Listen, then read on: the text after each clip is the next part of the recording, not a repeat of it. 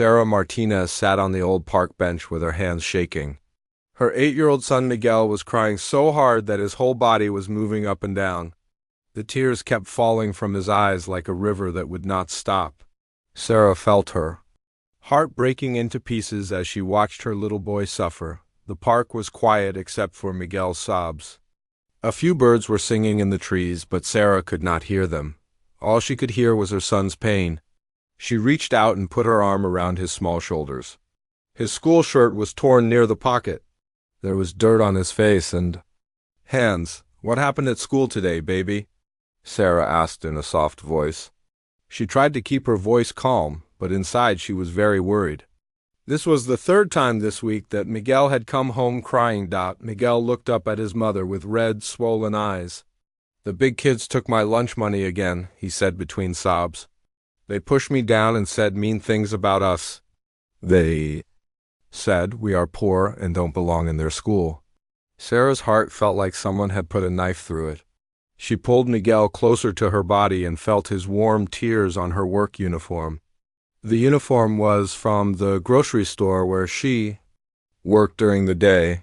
It was old and had some stains on it, but it was clean. Sarah always made sure her clothes were clean even when everything else in her life was falling apart. "Did you tell your teacher?" Sarah asked, though she already knew the answer. Miguel had told his teacher before, but nothing had changed. The bullying kept happening every day. Miguel shook his head. Mrs. Johnson was busy with other kids. She said she would talk to them later, but she never did. The big kids know she won't do anything. They laughed at me when I tried to tell her. Sarah felt anger rising in her chest like hot water boiling. She wanted to march into that school and find those bullies. She wanted to protect her son from all the pain in the world. But she also knew that making a scene at school might make things worse for Miguel. She had to be smart about this. "Listen to me, Miguel," Sarah said, turning her son's face toward hers. "You are not poor.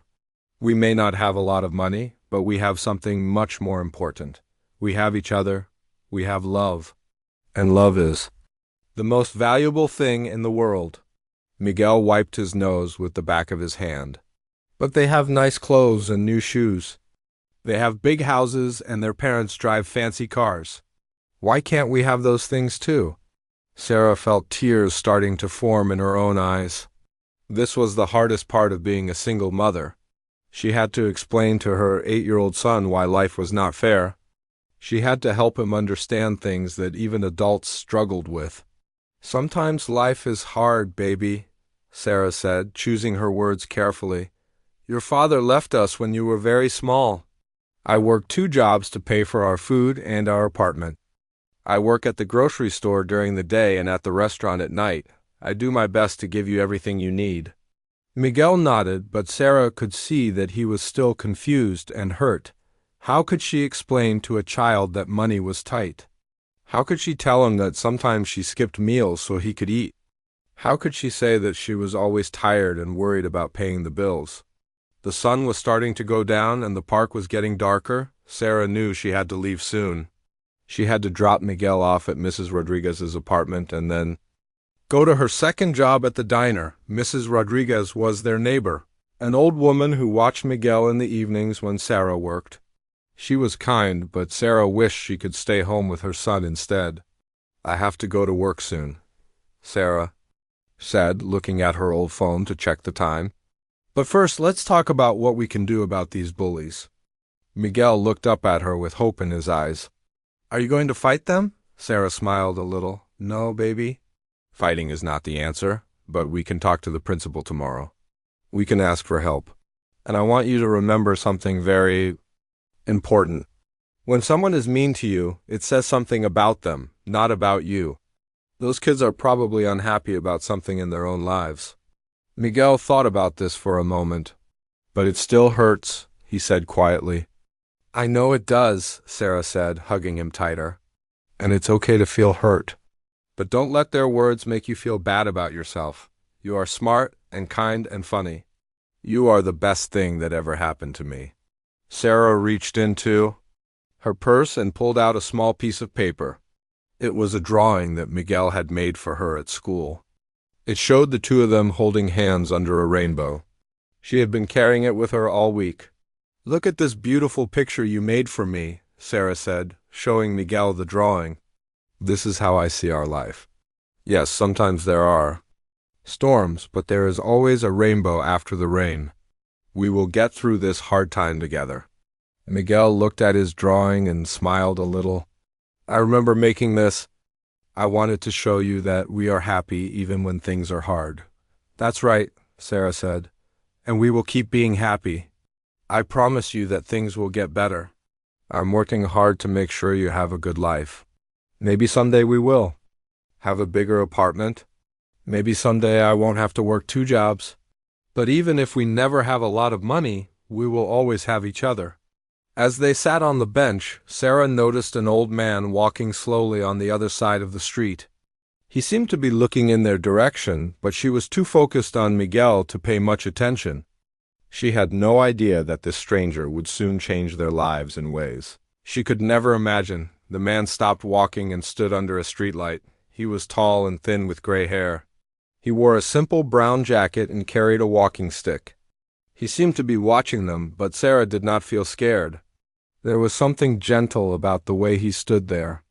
"Are you ready to go home?" Sarah asked Miguel, standing up from the bench. Miguel nodded and took her hand. As they walked toward the street, Sarah felt a little better. Tomorrow would be another day. Tomorrow she would talk to the principal about the bullying. Tomorrow she would keep fighting for her son's happiness. She did not know that the man across the street was also thinking about tomorrow. She did not know that he was making plans to help them. She did not know that their lives were about to change in the most wonderful way. Robert Chen stood under the streetlight and watched the mother and son walk away. His heart felt heavy as he thought about what he had just seen. The woman's love for her child was clear in every gentle touch and soft word. But Robert could also see the struggle in her tired eyes and the way she held her shoulders. Robert had been taking this same walk every evening for 3 years. After his wife Elena died, walking became his way of dealing with the loneliness. The park was always his last stop before going home to his empty house. Tonight, something made him stop and watch the family on the bench. He had been a teacher for 40 years before he retired. During all those years, he had learned to recognize the signs of a family in trouble. The boy's torn shirt, the mother's worn uniform, the way she checked her phone with worry, these were all signs that Robert knew well. As Robert started walking home, his mind went back to his teaching days. He remembered so many children who came to school hungry. He remembered kids with holes in their shoes and clothes that were too small. He remembered the bright students who could not focus because they were worried about problems at home. There was Maria, a little girl in his 3rd grade class who always fell asleep during lessons. Robert later learned that her family had been kicked out of their apartment and they were sleeping in their car. There was James, a smart boy who stopped doing his homework because his father had lost his job, and the family had no electricity at home. Robert had tried to help these children as much as he could. He kept snacks in his desk for hungry students. He sometimes bought school supplies for kids who could not afford them. He stayed after school to help with homework when parents were working. But there were always more children who needed help than he could reach. When Robert got home, he sat in his favorite chair and looked at the picture of Elena on the side table. She had been a teacher too. They had met at the same school where they both worked for 30 years. Elena had the biggest heart of anyone Robert had ever known. "You would have wanted to help that family," Robert said to Elena's picture. "You always said that every child deserves a chance to succeed." Elena had started a scholarship fund at their school 5 years before she got sick. She used her own money to help families pay for school supplies, field trips, and other things their children needed. After she died, Robert had continued to add money to the fund, but he had not been very active in helping families directly. Robert walked to his kitchen and made himself a simple dinner. As he ate, he kept thinking about the crying boy in the park. The child reminded him of his student Miguel Rodriguez from 15 years ago, that Miguel had also been bullied at school. He had also come from a single-parent home where money was tight. Robert remembered how he had helped that student by talking to the principal about the bullying. He had also connected the family with community resources that could help them. That Miguel had grown up to become a successful engineer. He still sent Robert Christmas cards every year. After dinner, Robert sat at his computer and looked up information about the local elementary school. He found the website and read about their anti-bullying programs. He also looked up community organizations that helped families in need. He wanted to be prepared in case he saw the family again. The next evening, Robert took his usual walk. When he reached the park, he saw the same mother and son sitting on the bench. This time the boy was not crying, but he looked tired and sad. The mother was helping him with homework, using the light from her phone because it was getting dark. Robert watched from across the street as the woman patiently helped her son read a book. She pointed to each word and waited for him to sound it out. When he got stuck, she would help him figure out the word. When he read a sentence correctly, she would smile and tell him how proud she was. This reminded Robert of Elena. She had always been patient with struggling students. She would stay after school for hours to help a child learn to read. She believed that every child could learn if they had the right support and encouragement. As Robert watched, he saw the woman look at her phone and frown. She said something to her son, and they quickly packed up their things. Robert guessed that she was running late for her second job. He watched them hurry away, and he felt sad that the boy's homework time had been cut short. Robert decided to walk by the park again. The next day, he wanted to see if this was a regular pattern. Sure enough, the mother and son were there again. This time, the boy had a Band-Aid on his knee and looked upset about something. Over the next week, Robert made it his routine to walk by the park at the same time each evening. He learned that the family came to the park every day after school. Sometimes the boy was upset about bullying. Sometimes he was just tired. The mother always listened to him and tried to help him feel better. Robert also noticed other things. The mother's uniform changed from a grocery store shirt to a restaurant uniform, which meant she was going to her second job. The boy's backpack was held together with tape.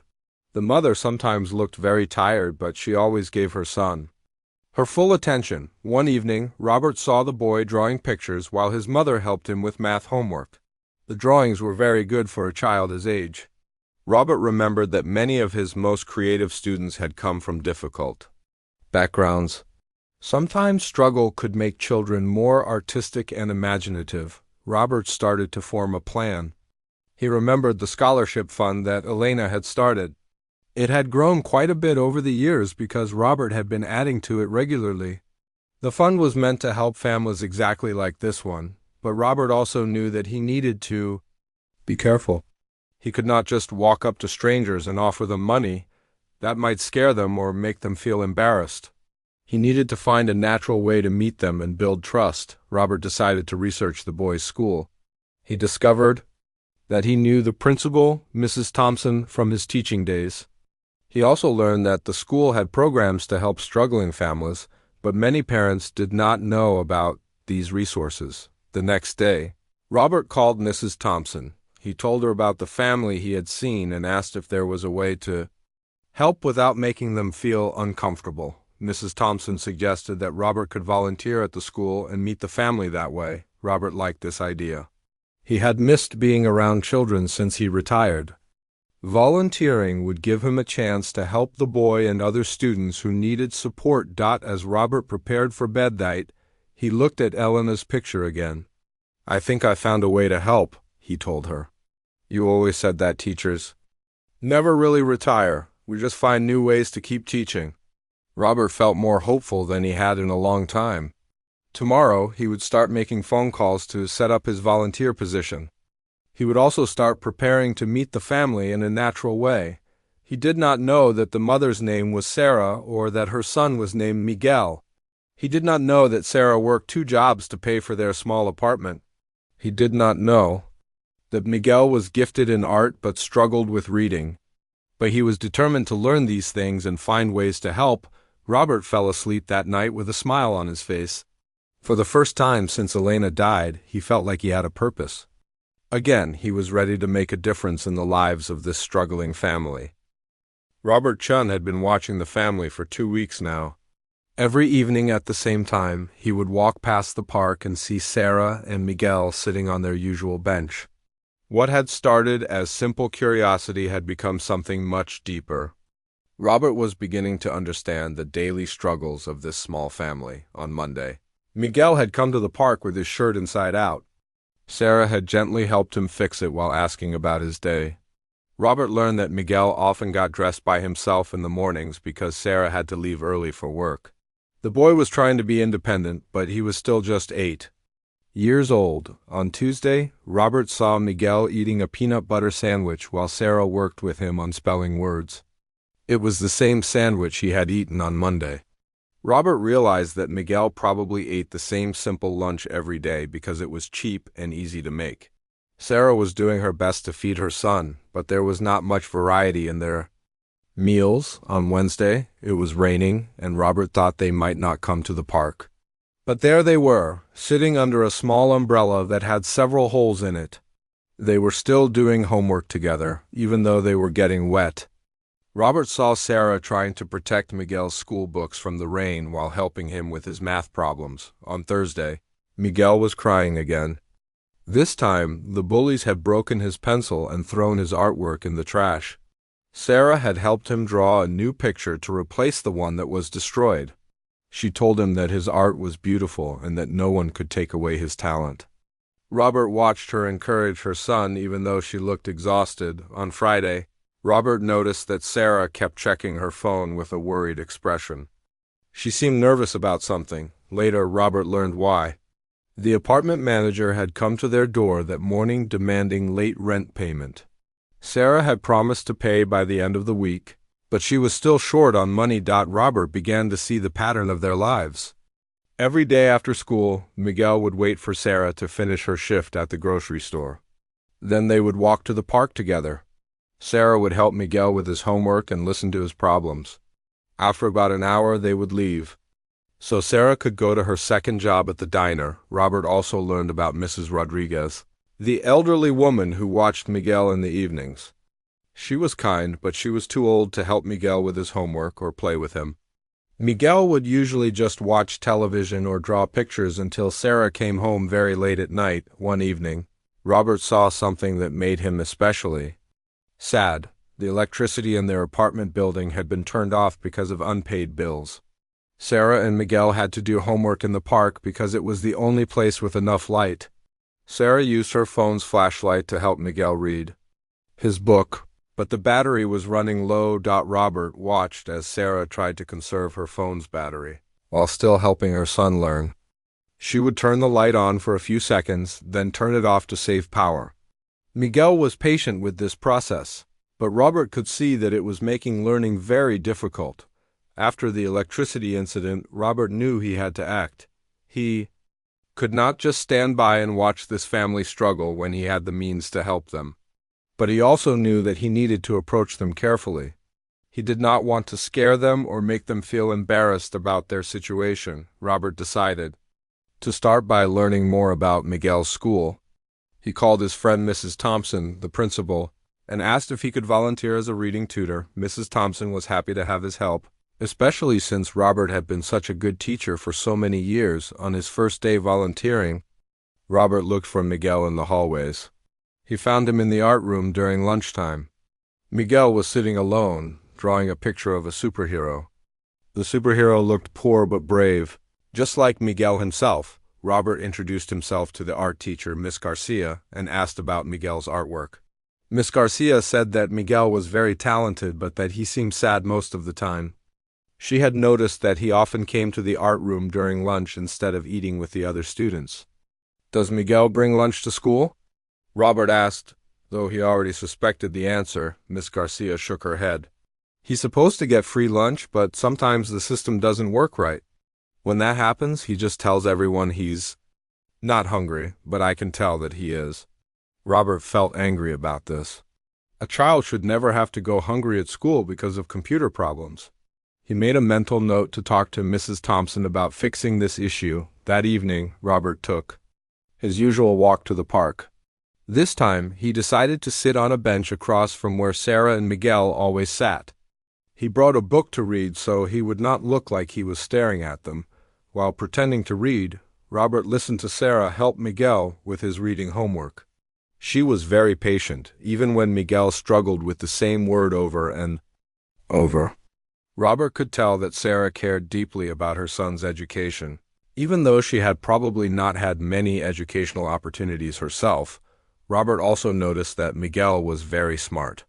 When Sarah asked him questions about the story they were reading, Miguel gave thoughtful answers. He had a good imagination and could understand complex ideas. Robert realized that Miguel was probably performing below his ability at school because of all the stress in his life. After about an hour, Sarah looked at her watch and told Miguel it was time to go. She had to drop him off at Mrs. Rodriguez's apartment and then go to her job at the diner. Robert watched them walk away and felt sad about how hard Sarah was working just to survive. The next day at school, Robert made sure to be in the hallway when Miguel's class went to the library. He saw Miguel choose a book about art and sit in a corner by himself. Robert walked over and asked Miguel about the book. "I like to draw," Miguel said quietly. "But I don't have good pencils or paper at home." Robert's heart broke a little. Here was a talented child who could not pursue his passion because his family could not afford art supplies. Robert knew that Elena would have wanted him to help this boy develop his gifts. "That's a good book," Robert said. "I used to be a teacher, and I always loved seeing students who were interested in art. Maybe sometime you could show me some of your drawings." Miguel looked up with surprise. Adults at school usually only talked to him when he was in trouble.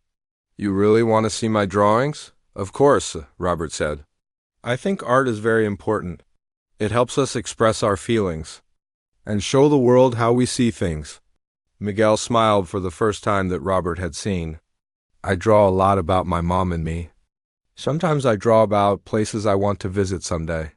Robert spent a few more minutes talking with Miguel about art and reading.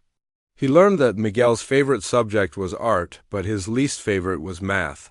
He also learned that Miguel worried about his mother working so hard and wished he could help her somehow. That evening, Robert had a plan. He would find a way to approach Sarah and Miguel at the park.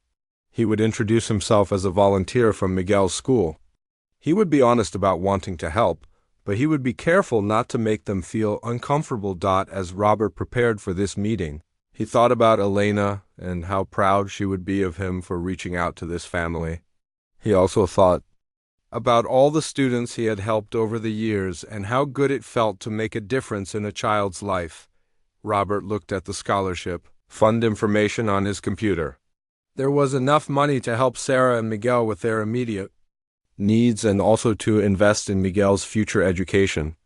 But first, he needed to earn their trust and show them that he genuinely cared about their well-being. Tomorrow would be the day he would introduce himself to the family that had captured his heart.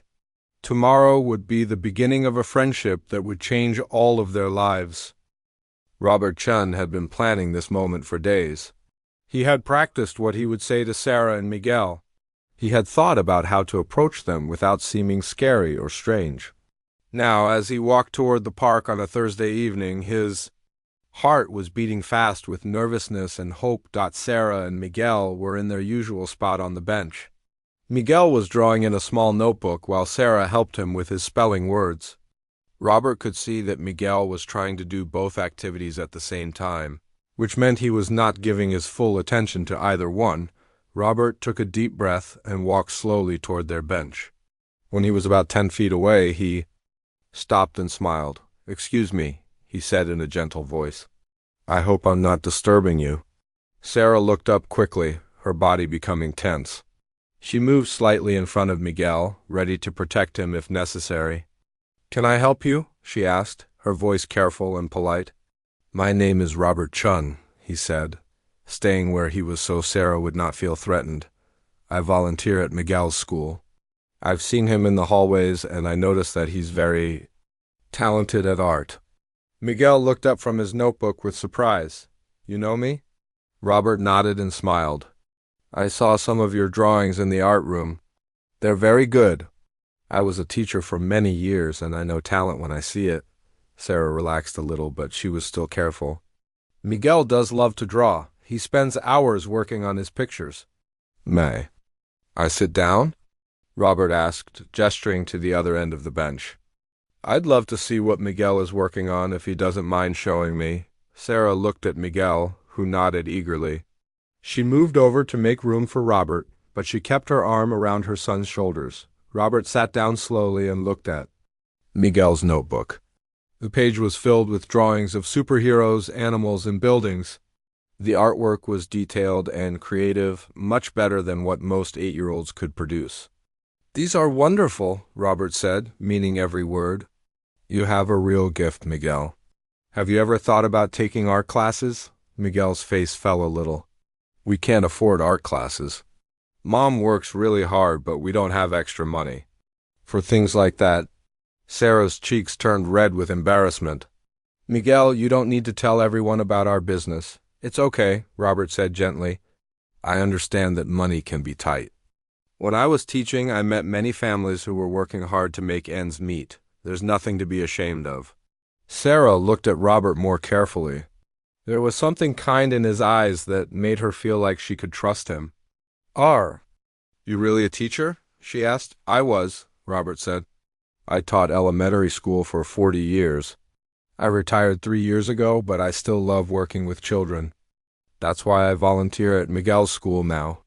Miguel was excited to meet someone who appreciated his artwork. Mr. Chun, do you think I could be a real artist someday? I think you could be anything you want to be, Robert said. But it takes practice and learning. The good news is that there are programs that can help talented students like you. Sarah was interested but suspicious. What kind of programs? Robert had been hoping she would ask this question. Well, there are after-school programs that provide art supplies and instruction. There are also programs that help with homework and provide meals for students who need them. And there are scholarship funds that help families pay for educational expenses. That sounds too good to be true, Sarah said. Things like that usually cost money we don't have. Many of these programs are free, Robert explained. They're funded by donations from people who want to help children succeed. I can give you information about how to apply. Miguel was getting excited. Mom, can we try, please? Sarah looked at her son's hopeful face and felt her heart breaking. She wanted to give him every opportunity, but she had learned to be careful about promises. That seemed too good to be true. I don't know, she said. We've tried to get help before, but there are always waiting lists or requirements we can't meet. Robert understood her hesitation. Would it help if I explained more about how these programs work? I've been involved with them for years, so I know the process. Sarah checked her phone for the time. I have to go to work in about 30 minutes, but I guess we have a little time to talk. Robert was grateful for this chance. He told Sarah about the after-school program at the community center. It provided homework help, dinner, and activities for children whose parents worked in the evenings. He also mentioned the scholarship fund that could help with school supplies, clothes, and other needs. The scholarship fund was started by my late wife, Robert explained. She believed that every child deserves a chance to succeed, regardless of their family's financial situation. Sarah was quiet for a moment, processing this information. Why are you telling us about this? You don't even know us. Robert had been expecting this question too, because I've been watching you and Miguel for the past few weeks. I see how much you love your son and how hard you work to help him succeed. I also see that you're struggling, and I know there are resources available that could help. Sarah felt uncomfortable knowing that a stranger had been watching them. You've been watching us? I walk by this park every evening, Robert said quickly. I couldn't help but notice you and Miguel doing homework together. It reminded me of all the families I worked with during my teaching career. I wanted to help, but I didn't know how to approach you. Miguel was looking back and forth between his mother and Robert. Mom, I think Mr. Chun is nice. He likes my drawings. Sarah looked at her son and then at Robert. She had developed good instincts about people during her years of working with the public. Robert seemed genuinely kind, and Miguel was responding well to him. Tell me more about the after-school program, Sarah said finally. Robert's face lit up.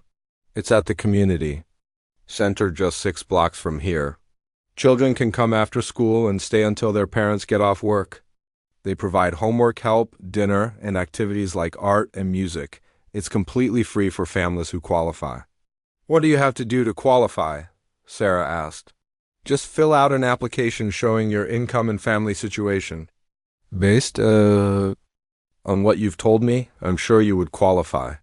Sarah was still hesitant. And the scholarship fund, how does that work? Robert explained that the scholarship fund could help with immediate needs like school supplies, clothes, and sometimes even help with rent or utilities. For older students, it could also help pay for college or trade school. I manage the fund. Now, Robert said, my wife and I started it to help families exactly like yours. We believed that financial hardship should not prevent a child from getting a good education. Sarah was beginning to feel hopeful, but she was also scared.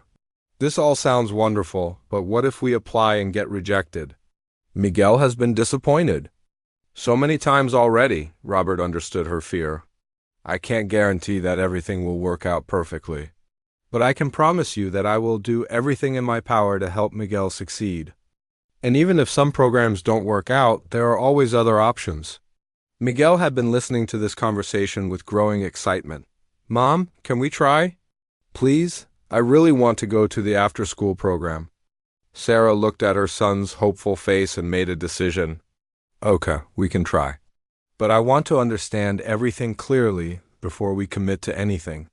Robert was so happy that he almost started crying.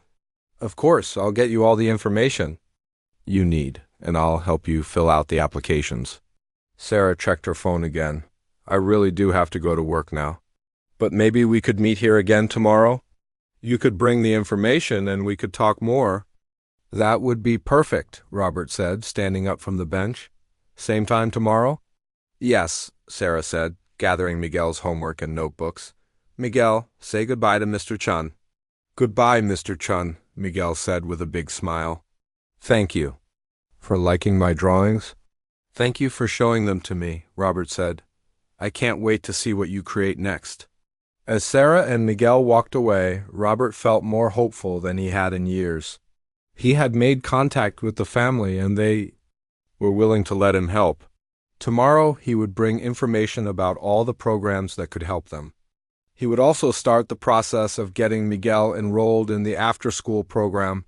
Robert walked home with a spring in his step.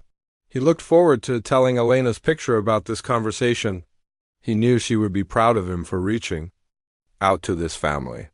More importantly, he knew that this was just the beginning of a relationship that would change all of their lives for the better.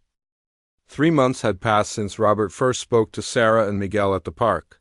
Now, as he walked toward their usual meeting spot on a sunny Thursday evening, Robert could hardly believe how much their lives had changed. The park bench was no longer a place of tears and worry. Instead, it had become a place of joy and hope. Sarah and Miguel still came to the park twice a week, but now they came to share good news and make plans for the future. Robert arrived first and sat down to wait. He was carrying a small gift for Miguel, a new set of colored pencils and a sketch pad. Miguel had been accepted into an advanced art program at the community center, and Robert wanted to celebrate this achievement. A few minutes later, Sarah and Miguel appeared on the path. Miguel was wearing a new shirt and had a big smile on his face. Sarah looked different too. She was still thin, but she no longer looked exhausted all the time. Her shoulders were straighter, and there was hope in her eyes. Mr. Chun, Miguel called out, running toward the bench.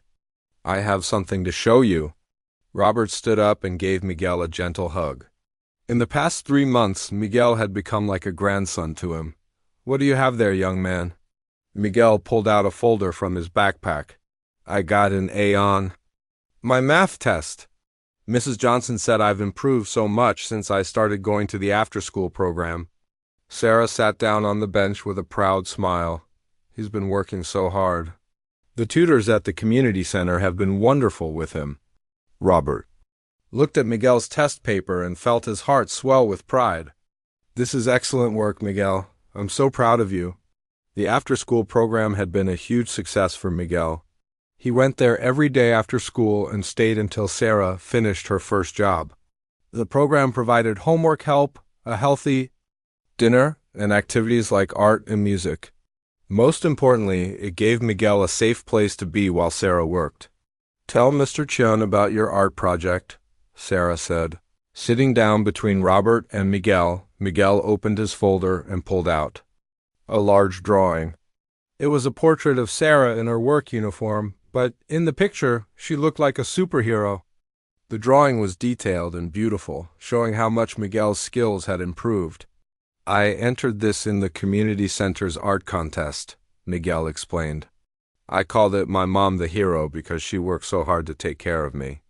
Robert felt tears forming in his eyes. "Miguel, this is incredible. You've gotten so much better at drawing faces. And the message is so beautiful." Sarah looked at the drawing with tears in her own eyes. "I couldn't believe it when I saw it. He's so talented." The scholarship fund had made a huge difference in their lives. It had helped pay for Miguel's school supplies, some new clothes, and even helped with their rent when Sarah was between jobs. But more importantly, it had given them hope for the future. "I have some news too," Sarah said, turning to Robert. "I got accepted into the nursing program at the community college. I start classes next month." Robert's face lit up. "Sarah, that's wonderful news. I'm so proud of you for pursuing your education." Sarah had been working toward this goal for 2 months. With Miguel safely in the after-school program, she had time to study and attend classes. The scholarship fund was helping pay for her tuition and books. "It's scary," Sarah admitted. "I haven't been in school for a long time. But the program coordinator said they have support services for students like me." "You're going to do great," Robert said confidently. "You're one of the smartest and most determined people I know." Miguel was excited about his mother's plans. When Mom becomes a nurse, she'll be able to help sick people get better, and she won't have to work 2 jobs anymore. Sarah ruffled Miguel's hair affectionately. "That's right, baby. And we'll be able to spend more time together." The bullying problem at school had also been resolved. With Robert's help, Sarah had met with the principal and the school counselor. They had developed a plan to protect Miguel and help him build friendships with other students. The bullies had been disciplined, and Miguel was now part of a group of kids who shared his interest in art. "Speaking of school," Robert said, "I brought you something, Miguel."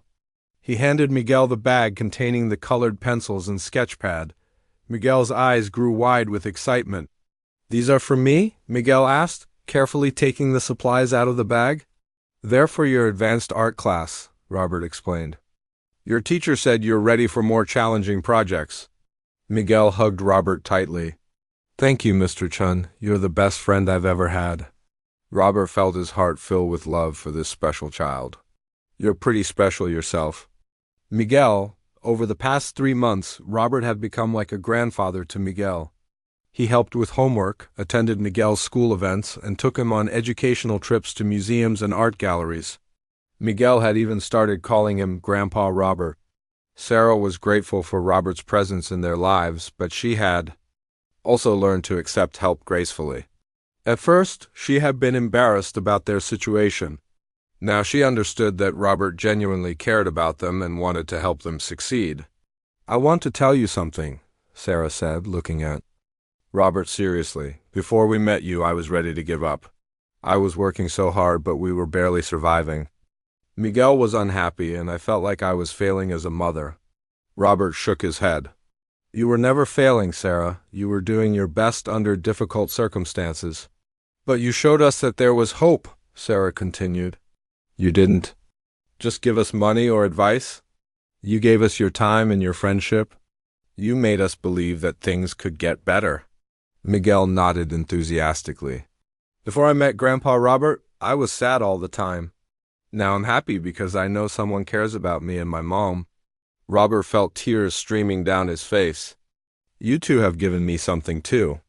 After Elena died, I was very lonely. Having you in my life has made me feel like I have a family again." The 3 of them sat on the bench in comfortable silence, watching the sunset paint the sky in brilliant colors. Other families were playing in the park, and children were laughing on the playground. It was a peaceful, happy moment. "I have an idea," Robert said suddenly. Why don't we take a picture together? We can put it in your art portfolio, Miguel. Sarah pulled out her phone and they took several pictures together on the bench. In the photos, they looked like a real family, a grandmother, mother, and son enjoying time together. As they prepared to leave the park, Robert reflected on how much their lives had changed. Sarah was on her way to a new career that would provide better income and more time with Miguel. Miguel was thriving in school and developing his artistic talents. And Robert had found a new purpose in life. Same time next week? Robert asked, as they walked toward the street. Of course, Sarah said, linking her arm through his. This is our tradition now. Miguel skipped ahead of them, already planning his next drawing project. I'm going to draw a picture of all of us at the park, he called back to them. Robert smiled as he watched the boys' enthusiasm. I'd like that very much. As they said goodbye at the corner, Robert felt a deep sense of satisfaction. He had kept his promise to Elena to help children in need. He had also found a new family who filled his heart with joy. Sarah and Miguel walked home to their apartment, which now had electricity and heat thanks to Sarah's improved financial situation. Miguel would do his homework at the kitchen table while Sarah studied for her nursing classes. Then they would have dinner together and talk about their day. Robert walked home to his house, which no longer felt empty. He would call Sarah and Miguel tomorrow to check on them. On Saturday, he would take Miguel to the art museum. On Sunday, they would have dinner together at Robert's house. The park bench where they first met would always hold special memories for all of them. It was the place where a stranger's kindness had changed the course of their lives. It was the place where a lonely man had found a family, and a struggling family had found hope. As Robert reached his front door, he looked back toward the park one more time. Tomorrow, other families would sit on that bench. Some would be happy, others would be struggling. Robert hoped that, if any of them needed help, someone would notice and care enough to reach out. Inside his house, Robert looked at Elena's picture and smiled. We did it, he whispered. We helped them build a better life. The picture seemed to smile back at him, and Robert knew that Elena would be proud of the family they had created together. Love, kindness, and hope had transformed all of their lives in the most beautiful way possible.